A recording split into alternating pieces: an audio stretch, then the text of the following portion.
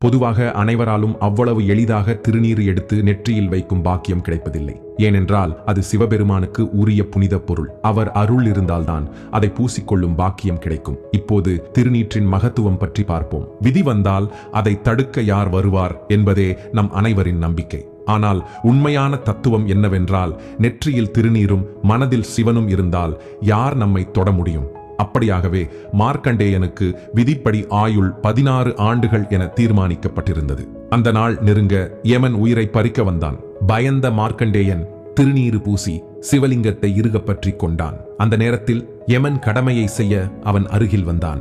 சிவபெருமான் உடனே யமனை காலால் மிதித்து தள்ளினார். அந்த தருணம் யமனுக்கும் ஒரு பாடம் கற்பித்தது. அதன்பின் சிவபெருமான் தனது தூதர்களிடம் கட்டளை பிறப்பித்தார். நெற்றியில் திருநீறு பூசியவர்களும் சிவநாமம் சொல்லிக் கொண்டிருப்பவர்களும் இருந்தால் அவர்களை விலகி செல்லுங்கள். அதனால்தான் திருநீருக்கு காப்பு, ரட்சை